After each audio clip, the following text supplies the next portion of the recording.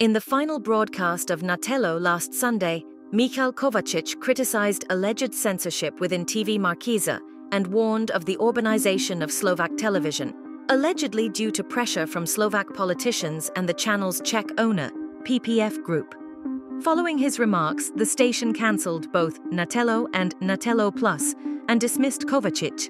The conflict escalated as over 120 employees, including Kovačič, declared a strike over management's refusal to ensure editorial independence. The strike, starting on the 30th of May 2024, will continue until demands for impartial working conditions are met. Kovačič discussed the situation further in an interview for the Czech podcast Denik N on the 31st of May. To, čo sa u nás deje, tak to nie je o jednej relácii alebo jednom človeku, to je príbeh najsilnejšieho televízneho spravodajstva na Slovensku, ktorého redaktori sa vlastne dlhé mesiace v tichosti snažia dosiahnuť len a len to, aby mohli slobodne a podľa novinárskych zásad robiť svoju prácu. Tú stopku som dostal samozrejme za to, čo som vo vysielaní povedal, a treba dodať, že to bola len obdoba vlastne toho, čo som nášmu vedeniu už dlhé mesiace hovoril interne, ale teda žiaľ bezúspešne. S okamžitou platnosťou vlastne stopli obe relácie, ktoré som robil, a boli do nich už aj pozvaní hostia a povedali mi, že tým pádom pre mňa momentálne nemajú prácu, vypli mi mail, poslali ma domov a s tým, že mám počkať, kým sa ozvu, čo bude ďalej. Ja som sa v našej televízii zo strany nášho vedenia už v posledných týždňoch cítil ako taký neželaný hosť. Ono bolo cítiť to aj zo škrtania epizód Na Telo. Najprv to boli 2 pred letnou pauzou, potom si ma pán Kratochvíl zavolal, že škrtajú ďalšiu, a hneď na to vlastne vyšla tlačová správa, v ktorej vyšlo, že škrtajú až 4. A celý čas som im pritom hovoril, že tým tú reláciu poškodia, ale odmietli o tom debatovať, a len dodám, že mne naozaj nikdy nešlo o to poškodiť tú televíziu, len tlačiť na dodržiavanie zásad novinárskej práce.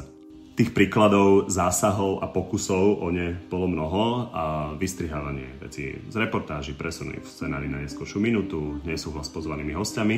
A ja poviem len jeden príklad, ktorý pochopí aj poslucháč, ktorý sa neorientuje v nejakých nuansoch slovenskej politiky. Je to nehoda Andreja Danka, to je predseda SNS a podpredseda parlamentu. On nabúral v noci do semafóra a z miesta nehody odišiel.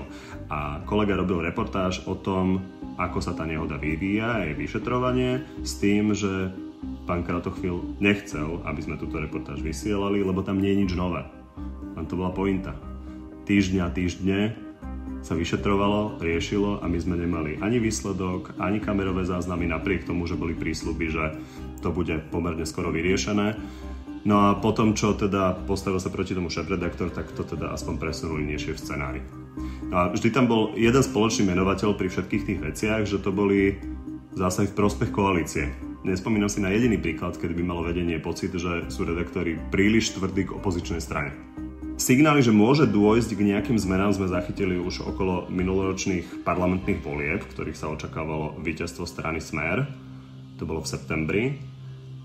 Reálne zásahy sme ale pocítili až v januári, teda v lednu, krátko po príchode pána Kratochvíla z televízie Nova, ktorý vlastne prišiel pred Vianocami.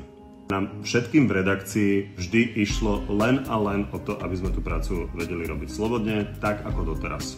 A toto nie je nejaký osobný spor, ale to je čisto vecná záležitosť, ako dodržiavať elementárne novinárske pravidlá a štandardy. Takže my sme naozaj všetci bez rozdielu pripravení pracovať.